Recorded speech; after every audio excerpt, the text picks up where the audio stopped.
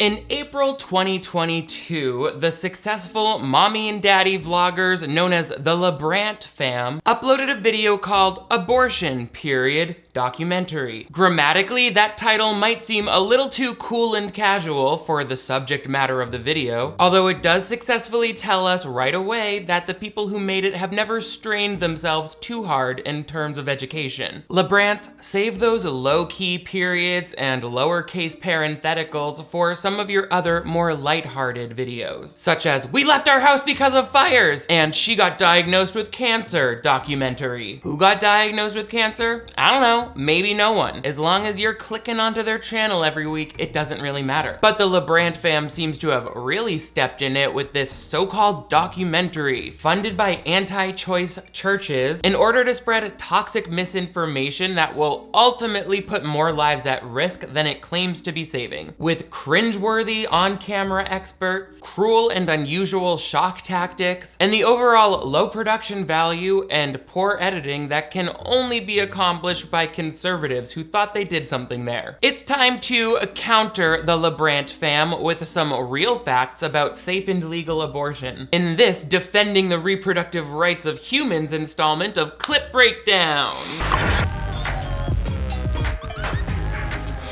Hello television viewers, my name is Nick. Thank you so much for joining me once again on my channel for another installment of Clip Breakdown. This is the playlist where we dive into our favorite movies, TV movies, and other such content here on the web. And we divide it up into tiny little clips so that we can break it down like a woman's right to choose in this country and decide if each individual piece of this piece of shit is worthy of the Constitution or if all of these people are forcing pregnancies on people, which I think as that case. I'm annoyed. Click subscribe and turn on the notifications and like and all of this. But the point is, in case you're not fully caught up, on Monday, May 3rd, 2022, so shortly after this documentary was released, Politico leaked that the Supreme Court had voted to overturn both Roe and Casey, which essentially would end the right to abortion in the United States. If this holds, it will reverse nearly 40 years of vital protections that we have been offering in the United States. It's reversing the rights of women, girls, and all who can become pregnant, which is an incredibly massive blow to gender equality at a time when this country can't afford any more inequality. After this official ruling, nearly half of all states are expected to either ban abortion totally or near totally. It's terrible. It's an attack on our rights. I am so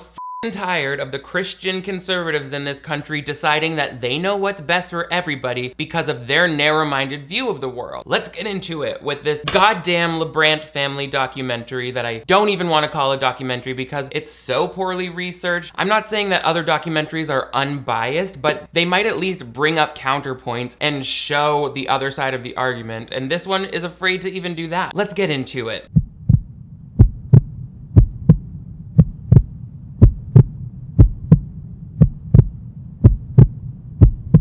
Wait, why does my unborn baby look like the new trailer for Jurassic World Dominion? Also, this CGI lizard embryo doesn't feel anatomically accurate. For instance, scientists believe the inside of a uterus is much darker than this. This underdeveloped fetus is just trying to sleep, and they've got a heavy-duty mag light up inside mom. Oh no, sorry, that must just be the fertilized egg cell and embryonic spine radiating with a glowing sense of life. The LeBrant family is gonna be like, at the moment of conception, each baby is given a Christian soul. As you can see by the cool glow-in-the-dark portions of these blobby blobs, the 3 trimesters of sci-fi realness only continue to escalate from here.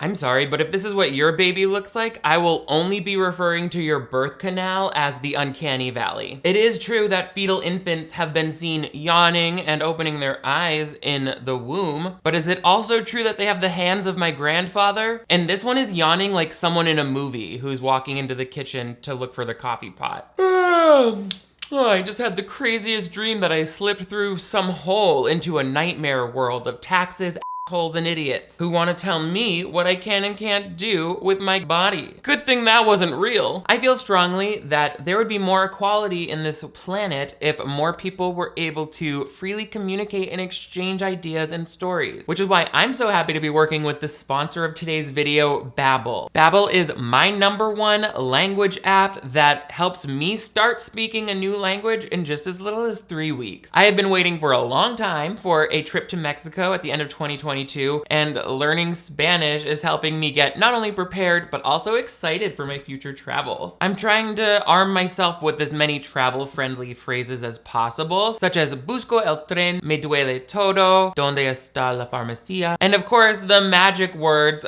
gracias and no entiendo, because there's gonna be a lot that I still gotta learn conversationally. Not that Babbel isn't always on the forefront of teaching me quickly with its short 10-minute interactive lessons that teach real-world conversations like travel, business, relationships, food. It's not just vocab words that are all disconnected. And this is award-winning technology. I really was speaking better with my Spanish-speaking friends after 3 to 4 weeks. They were impressed, but I was more impressed. And I want to be a better citizen of the world. Start speaking a new language in as little as 3 weeks with Babbel. And you can save up to 65% off of your subscription when you use the link I provided below this video. Thank you so much to Babbel. I'm sorry, gracias Babbel. Te quiero Babbel. Mwah! Next, Cole and Savannah LeBrant throw some numbers out at us, and I think this was the overstep that caused them both to have to make their Twitters private after the release of this video. Maybe the answer isn't either or, rather both. I have my personal convictions.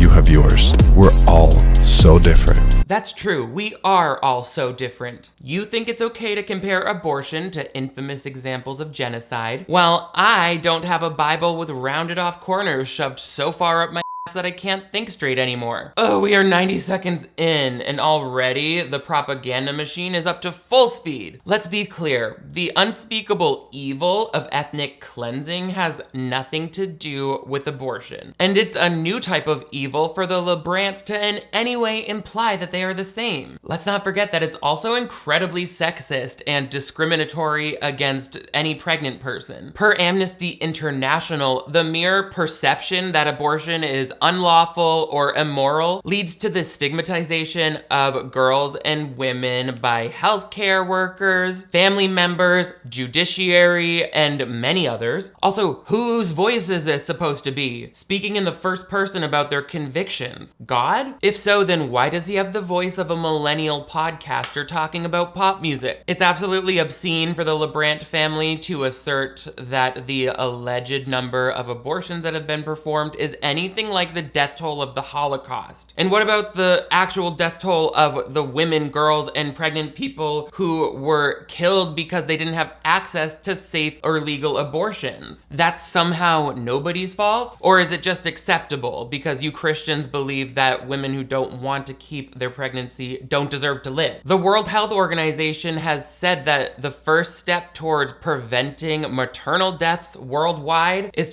for a state to ensure that people have access to sex education, contraception, and the ability to safe and legal abortion. And if your country can't provide you with all of those things, then I'm sorry to tell you, you're living in a draconian police state that doesn't care about your ability to survive. Which, like, as an American, I think I already knew. If the government thinks they can come for Roe vs. Wade, it means they think they can repeal anything that's provided equal protections to people in the years since. And even before, if they can come for women's bodies, they can come for trans people, they can come for gay marriage, they can come for all of it. Deportation, all of it. Like, fucking all of Trump's wet dreams are gonna be coming true, and this is setting the precedent. They show lots of protest signs about anti-abortion rallies. It's just such a weird beginning, and then we gotta go into these two sloppy suckers talking about their opinion. Like, shut the fuck up. So what if you're watching this and you're thinking, should I keep my baby even though it's too hard? I was in that position. I was 19 when I got pregnant with Everly. I didn't know what I was gonna do. I was actually in school, in college. Was it fashion school? Ugh, that must have been so so stressful because you were right in the middle of your thesis on how to glue faux pearls to a jean jacket. Savannah then goes on to tell us that although she was scared, it was always her choice to keep her baby, and then in parentheses, therefore you should too. Even though it looks like there was a fair amount of privilege that played into her choice as a white woman with access to college education. So while it's great that Savannah is sharing her story of why she was able to keep her baby, it's not the story of many people, especially that women and girls have. It's just ludicrous that the idea is like, if you're not sure what to do, just remember, it was hard for me too, but I still did it. Okay, but you had a lot of other shit that other people don't have. Looking at these pictures of your pregnancy, you obviously had access to medical care, clean homes, clothes, food, stuff. Like, you were 19. Did your parents didn't help you at all with this pregnancy? It doesn't seem like you were working. So that in itself is an incredible amount of privilege that afforded you the option to even consider keeping your pregnancy. Not true for everyone, mama. Another awful part of this documentary is that it's 40 minutes long when there's probably like 15 minutes of content. The editing is made in a way that will deliberately waste your time. My choice was always to keep my baby, but I also know that for others, there are choices. Don't lose heart, your strength will still come at the end. Ugh, now I gotta sit through your home videos. I don't know what this is supposed to convince me of. This looks like a really stressful day at the beach. I don't want any mayonnaise babies of my own. And watching them on mute while music plays is only helping me get madder that they had the nerve to call this a documentary. I guess in the editing room, no one wanted to nudge some of this family time footage to be used as B-roll coverage during those long minutes of unbroken interview footage, where two 20-somethings tell us that it's all of our jobs to reproduce like cattle. Mama, with the advent of lab-grown meat on the horizon, pretty soon society won't even be forcing cattle to reproduce. I vote that we extend that same consideration to real human women as well, if we could. By the way, even if I just verbally mentioned something about women's rights in a few of these sentences, it is not only cisgender women and girls, meaning women and girls who were assigned female at birth, who need access to abortion services. So that's something to keep in mind too. Intersex people, transgender men and boys, and people with other gender identities and the reproductive capacity are also in need of these services. So we need to be inclusive in our discussion about abortion and being pro-choice, because it is also a LGBTQIA plus issue, especially since in some contexts, up to 28% of transgender individuals or gender non-conforming individuals report harassment in medical settings, with 19% reporting that they were even refused care due to their gender identity. And those numbers get even higher in communities of color. There's a huge web of interconnecting factors here, including the intersectional discrimination between race and poverty. Women of color, or trans people of color especially, are fighting against so many societal pressures that goddamn Cole and Savannah here have never even had to picture in their cis, white, heteronormative world, which is why it's absolutely insane that those are the elite, wealthy politicians who are deciding policy for all of us. We need to smash this patriarchy more than ever. It's awful. And it's like, now you're just showing me family vlog footage. I literally don't care. But we know that the LeBrant fam channel is obviously geared mostly towards not just kids, which is why it's insanely shocking that this video would show aborted fetuses and the results of abortion, but also families with kids. So they're really trying to sway people to give to their church, to vote Republican. It's upsetting. All while showing their family videos as though that somehow makes all of this seem less cruel to the people whose lives we're ruining by taking away their human rights. 1,800 people die from heart disease, the leading cause of death in the US, according to the CDC. But there's another, even more deadly killer than heart disease. Not according to the CDC, as you just said, and I think I'm gonna go with the opinion of those unbiased medical scientists, as opposed to that older gentleman in a white collar who reads you stories every Sunday. Is that okay? Is that okay? Seems weird to let that guy decide what everybody in the country has to do with their pregnancy, since, you know, it's sort of not what the Constitution says. They should create a word for that. Constitution non-conforming. That'll really piss off off, the conservatives. They hate that shit. We have to talk to some goddamn doctors. We have to talk to some doctors. Any doctor they put on here, if you Google their name, it's like, used to be pro-choice, but is now an anti-abortion doctor. And it's like, okay. And there are also plenty of doctors who started pro-choice, conducted abortions, and then didn't have some born-again new code of morality that prevented them from doing their job properly. Just because these two people changed their minds and decided not to perform abortions after having to do it for a period of time, it doesn't mean that that's how every doctor feels about it. So it's really one-sided to not show any unbiased doctors on camera at all.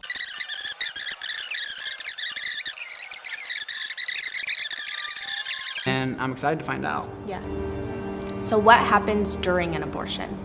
In private practice, Hold that thought, Dr. Keep the Baby. Did these serial breeders really just punctuate a full 90 seconds of uninterrupted talking with a couple of black flash frames? Hey, you two, this is a video. You don't need to put a period at the end of your sentences like that. Or in your title, for that matter. They cut to black so weirdly at the beginning of this. It's a technique that you won't see again throughout the video, although it did feel like a desperate attempt to add a sense of structure and suspense. If your pro-choice messaging was so airtight and convincing, you wouldn't need to cut this thing together like an episode of Dateline to make your point. And again, who the shows themselves talking to a camera for 90 seconds without B-roll? It's literally like, try harder. Anyway, what do you want, Dr. Anthony Gampa? I hate this guy too. up to 24 weeks of gestation. So I feel like one of the most important questions. Wait, hold on. That reminds me, I think another reason I don't want to have kids is so that I can afford multiple microphones for my interview setup. Your channel has over 13 million subscribers, Cole. I shouldn't be able to hear how cold and uninviting your home is while Dr. Levitino is prophesizing. Dr. Levitino shares his opinion that life for a baby starts at fertilization because it's the start of like cell division and life functions. Okay. That unique genetic signature starts at fertilization. People think of doctors as so smart.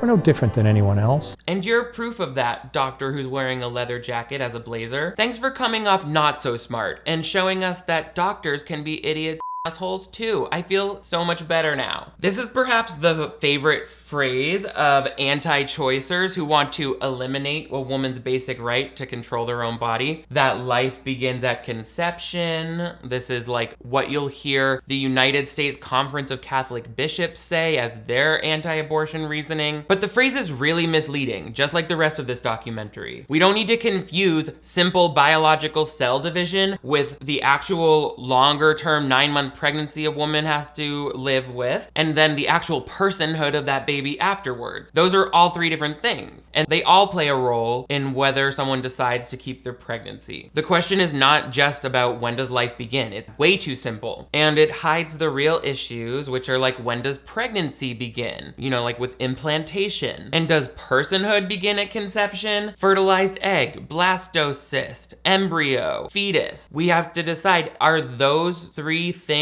a person whose rights trump that of the woman whose body it depends upon? I think we should let women and other pregnant people have the moral agency to decide for themselves whether or not they want to commit themselves to the development of life within their own bodies, which is a big commitment, and then also potentially a lifelong tie to another person who results from the pregnancy, the infant. Currently, the Vatican teaches that the fertilized egg is the person. So under religious law, the fertilized egg has the full rights of any other living person to not be murdered. But then Jewish law does not recognize the egg or the embryo as a person. They call it, quote, part and parcel of the pregnant woman's body. So therefore, the rights are subjugated to the health and well-being of the woman until birth. So Islamic scholars, Jewish scholars, Christian scholars, United Methodist Church, they all have different ideas on ensoulment and personhood of a pregnant body, and there's no overriding consensus. So, I mean, that to me makes it really clear that personhood is a theological concept that really depends on what you believe about God and spirituality and life. Therefore, it should be left firmly outside of public policy. So easy to, like, what the hell? Let me get some kombucha in here. My mouth is dry from the hatred. Just to be clear, I don't hate people who are pro-life specifically. If your religion tells you that you need need to carry out a pregnancy or you're going against their beliefs and that's really your chosen religion, then so be it. But I need people in this country to realize that their religion doesn't get to decide what we all do. And it's also not cool to try to convince people with horrible imagery that tugs on their heartstrings. They show aborted fetuses during this part of the documentary, which I'm not going to do, which I think it's a horribly cruel tactic to especially address women who are pregnant and don't know what to do, and then show them stuff that seems gruesome or cruel in its description when it's just a medical procedure that nobody, granted, really wants to have done, but they are often grateful they have the chance to do, even though it's very hard. Baby was moving around. The baby was moving. So the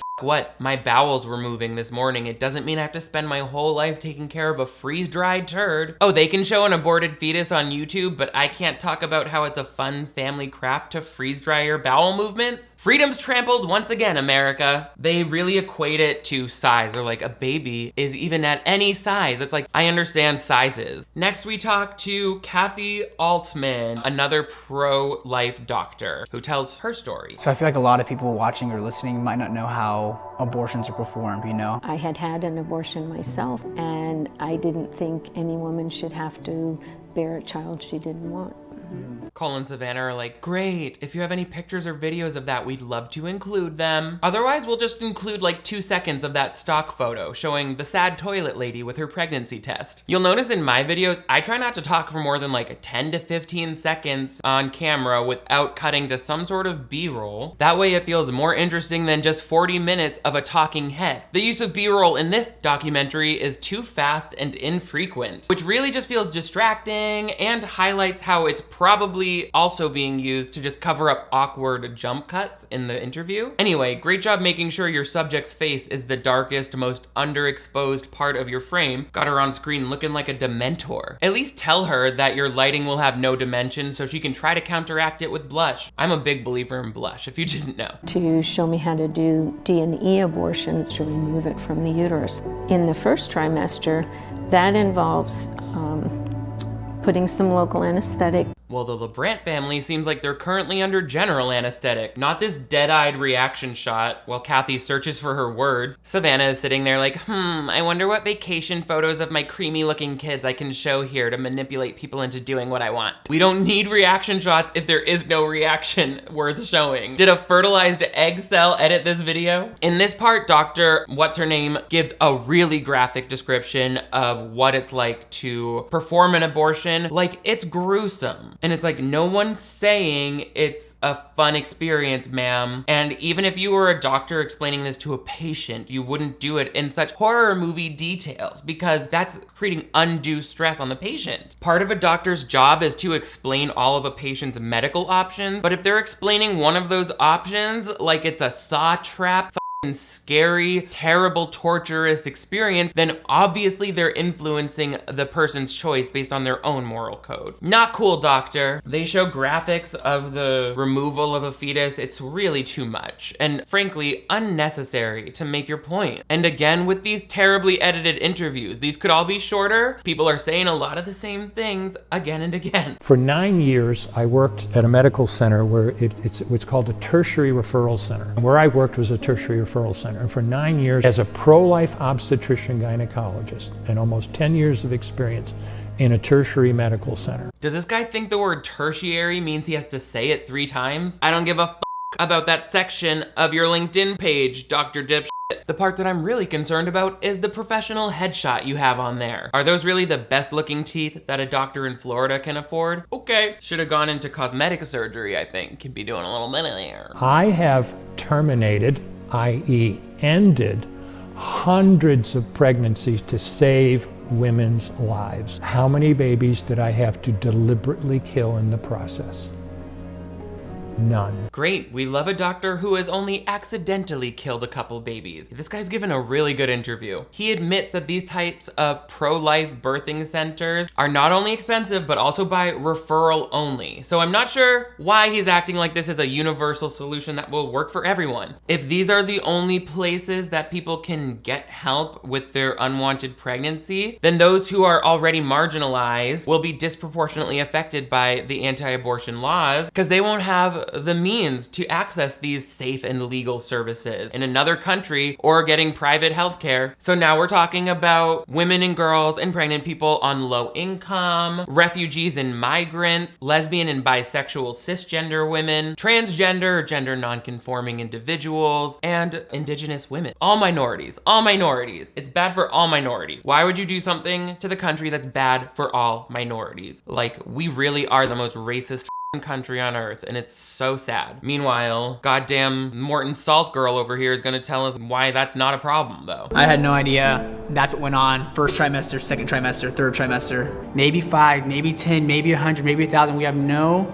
idea. All right, Count Chocula, slow it down. We get it. You know numbers and you have no idea. I'm shocked by how much Cole talks in this while Savannah just sits there and is like, I waved my hair for this. Like, he's mansplaining abortion to us. I'm going to go crazy. Next, they interview his grandmother, who goes by the name Granny. She talks about how she is alive because her mom decided to keep her, which, like, same. And then she talks about how she decided not to have an abortion and that's why she was able to have this family. But I sort of took away a different aspect from this long tale she tells. When my mother was around 18 years old and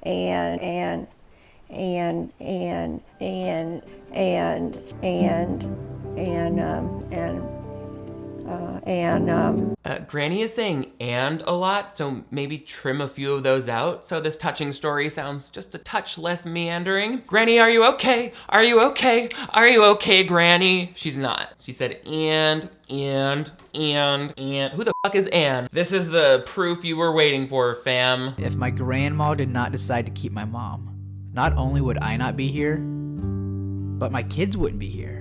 First of all, I don't give a fuck about your kids, so good for you. What, so now we're not supposed to get abortions because our future hypothetical grandson might want to be a family vlogger on YouTube? Congrats, I am now more pro-choice than ever because fuck you. I'm really sick of hearing Cole's voice. We just need to rally around these women to remind them, hey, I'm here with you, it's gonna be okay. Step 1, strip women of basic human rights, such as access to healthcare. Step 2, rally around them and explain why they didn't need those rights in the first place. It's really okay, ladies, so just don't worry your pretty little heads about it. Have the baby. We found a ministry called Embrace Grace, and this is exactly what they do every single day. Amy Ford, the founder, is determined to help scared, pregnant... Did this guy just put his wife on mute so he could add in his own voiceover again? Now they're using their interview footage as the B-roll for voiceover? Make it make sense. What? A real documentary filmmaker would have gotten B-roll of Amy Ford, the founder of Embrace Grace, doing something at her office so that you can be like, oh, I'm introducing a person. Let me show her face on screen maybe. But they might have just been trying to hold off for this great fashion reveal. The abortion rate is exactly the same inside the church as it is outside the church. There's no difference.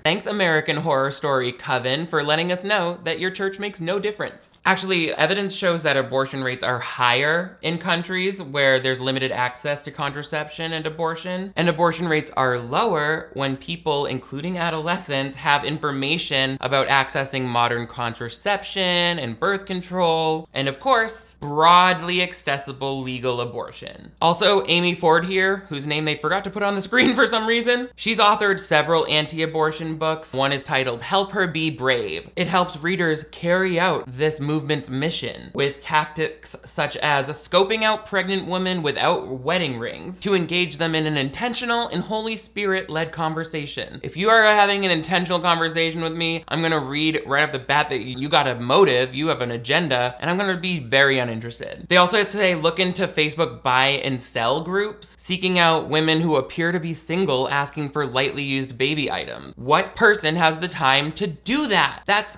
crazy. Leave other people alone. Leave women alone. Even if you're a woman and you just happen to be really stupid. Amy Ford also promotes a program that teaches volunteers how to approach women on their way into abortion centers to like not convince them, Juno style. And she sits here being like, there are girls in our pew, they come to our church and they don't know what to do, so we help them. It's like, or you go out and find them when they didn't ask for your help. That's predatory. That's trying to prey on people who are vulnerable and get them to subscribe to your beliefs. That's cult-like. This next part is interesting for me because I feel really grateful that these women who chose to keep their babies are willing to appear on camera and explain the circumstances that led them to feel compelled to have their babies. I think that's brave and vulnerable and helpful, but only if it's also sharing the stories of people who made other choices. Adoption, abortion, real factors that women who had a different set of privileges had to consider when making this decision. Because without that, it really just feels like the LeBrant family found some people who agreed with their stance and then essentially bribed them to appear to be on camera so that they could look good. It's very much like, this is the part where we help poor people. God is now transitioning me to being a boss chick. So I launched my business and I make luxury handmade bath bombs. And so it's something so simple, giving people opportunity just to relax and feel valuable, feel taken care of, because that is what God wants us to feel. Oh yeah, what commandment was it that said, "Thou shalt unwind with a homemade bath bomb" from Instagram? She said, God taught me that it's okay to label anything as luxury, as long as you charge too much for it. I'm happy that this boss chick got to plug her bomb mom's Instagram. And then they speak to another woman who chose to keep her baby as well, and they help both of these people out. She's pursuing this bomb mom's career, and we just wanted to invest into that. After hearing Dana's story, Savannah and I both just felt led to give her a gift.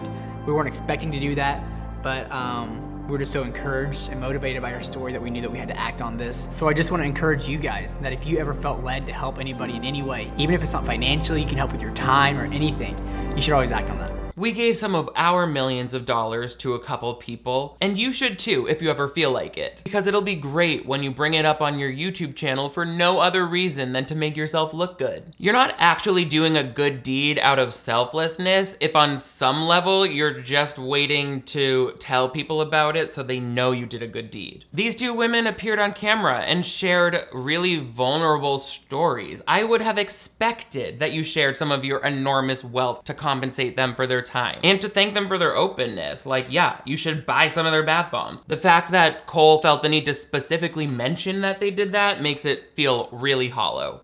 The other problem with only showing these women's stories is that, again, it's a very limited view of what a woman's life or a pregnant person's life might look like when they become pregnant. And to think that I would have been so selfish to think, you know, oh, I don't want to have another baby. Why? Because I'm so afraid. I like to shop. I like to do this. I like to do other things. I don't want to be a single parent. Okay, but those would all be really valid reasons for someone to not have a baby. And it's definitely not selfish for someone to take control of the trajectory of their own life. Men are never dismissed as selfish because they chose their career or money over raising kids. That's because there's an age-old sexist belief that it's somehow women's responsibility to do that, and they're stuck with it. And again, this still reeks of privilege. For some people, the decision to not have a child might be related to having more disposable income for shopping or time for vacations, and that's totally fine. But for many others, I would say more people in this country, it's actually about not having the resources to sustain a healthy pregnancy or a delivery, and then the arrangements for taking care of a baby afterwards. For some people, choosing to carry on with a pregnancy would only cause life-threatening struggles for themselves and any other people that they already have to take care of, like existing children or family members. They make it seem like every pregnant woman on earth has like a group of friends and a strong man to help take care of them and provide for them and rally around them, when that's not true. People are not helping out women of color or pregnant minorities to the extent that these churches want to make it seem like they are. It's just not possible for them to extend their care that far outside of the white elitist kind of communities that they already serve. And if you think that that's hyperbole, look at the numbers, mama. Why are there so many underserved communities of color? There's definitely enough wealth to go around that every underprivileged or low-income person who wants to have a safe, healthy baby should be able to, but that's not the case. And even if it were, there would still be people who don't want to have that baby, and that should be their right, because the product of conception that's that's within them is fully under their control. The only person who can decide if a pregnancy is going to fit into their life is the pregnant person. And it's ludicrous for anyone to try to convince people to change their mind on that. Why? Because some 26-year-old YouTubers who exploit their own children for money might hand me a check one day? Not enough. No thanks. Not working. Oh, and they're like, see, our church, we create little boxes with a onesie and a pacifier in it for pregnant women. And it's like, okay, if one onesie and a pack of diapers was all it took to take care of a baby for the rest of their life, yeah, maybe that would be making a difference. But again, that's just garbage to people who have already decided that they can't carry on with the pregnancy and have chosen not to. That's just basically guilting them by being like, don't you want to put them in this little clothes? See how your little baby's never gonna be alive? Like, sorry, that's the way it is. I don't know what to tell you. I'm not saying it's a happy thing we should celebrate that people are able to get pregnant in unwanted circumstances, but it's going to happen.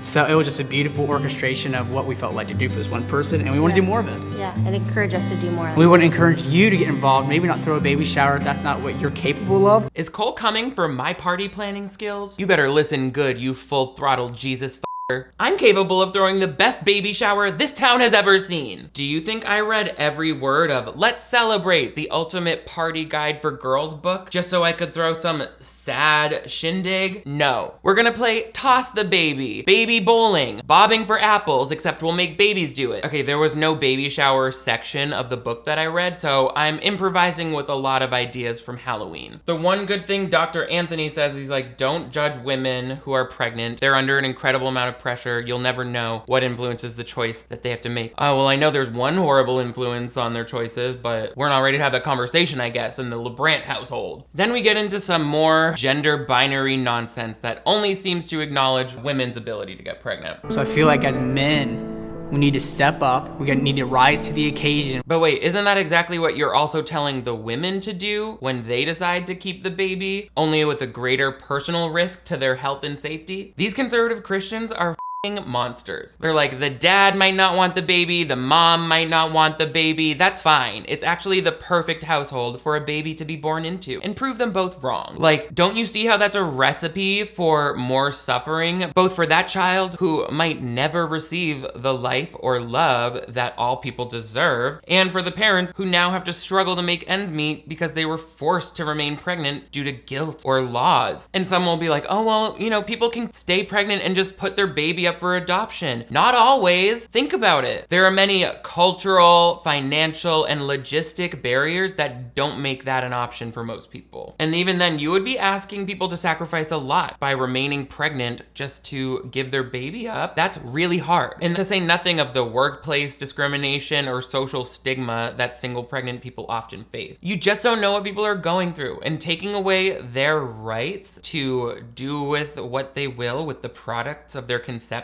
while also limiting access to birth control, it just is evil in the type of way that only organized religion could convolute themselves into thinking is somehow noble. This past week, the Senate failed to pass the Women's Health Protection Act, which would have codified a woman's right to reproductive choice. But, you know, for whatever it's worth, our president has issued a statement saying that he will continue to fight to codify these protections, but presidents can't do all in this country, it would seem, except for make it worse. So here's what we can do. Flood your senators' offices with phone calls, emails, faxes, postcards. Every state has 2 senators, so find out who yours are and let them know that you strongly urge them to vote in favor of women's health and reproductive rights and the reproductive rights of all people with the capacity to reproduce. Take a stand using the hashtag abortion on social media and tag your senators. Don't let them get online without seeing that this is the public opinion of their constituents. Attend pro-choice rallies wearing pro-choice apparel and holding pro-choice signs. Like, we have to make our voices heard as much as we can. And of course, there's always the option to support financially these organizations that are focused on helping protect women's choices. This is a fight we all need to be in together, because women's rights and abortion rights and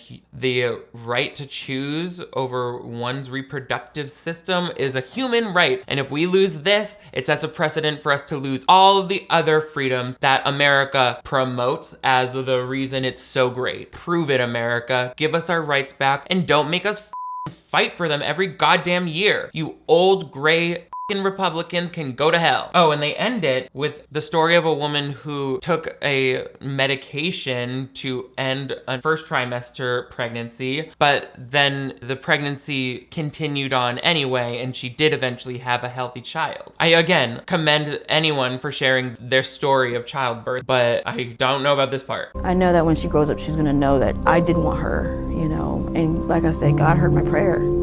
And he redeemed me. Okay, well maybe save the story about how you didn't want your daughter until her like 12th birthday or something, and then maybe try to keep her away from this YouTube video before that. She really said, my daughter will know I didn't want her. Oh, she will? Okay. Oof. That seems like another way to manipulate her into having your religion, but on you. That's on you, mama. Mama bear. This worked my out, just like the government is trying to do to that of all women and pregnant people in this country. We need to make our voices heard. See the links below for ways that you can get involved. And I hope that this helped provide some concrete counterpoints that maybe you can use or keep in mind when pro-lifers are in your face or at the dinner table with you, as the case may be. A lot of the sources for the information that I got from this video will be linked below, including amnestyusa.org, a Newsweek article on the LeBrant family, the Rewire News Group, oh, and the American Girl website, because I forgot the title of that book. Thank you all so much for taking the time to watch this video on a topic that I feel very passionate about as a fundamental right, not only for American citizens, but for all humans living in this world. I hope that you agree with me at least on some level, and if not, please feel free to let your voice be heard in the comments below, but do try to be civil and sensitive, because pregnancy or keeping pregnancy and abortion is triggering and sensitive to a lot of people, and I'm not trying to make a judgment on anybody's decision, but rather protect their ability to make that decision. So that's where we land on that. You guys are all the greatest. Thank you so much for joining me today for this speaking out session. But most importantly, don't forget to click subscribe if you want to see more politically focused videos like this. And most importantly, if you're new to my channel, I would love to have you click that subscribe button right over here. That way you never miss new videos from me. I upload 2 new ones every week, so turn on notifications and you'll always be the first to know when we've got another social injustice to spark conversation on. I have merch available and a Patreon. You guys are all the greatest. Thank you so much for joining me today. I will see you next time.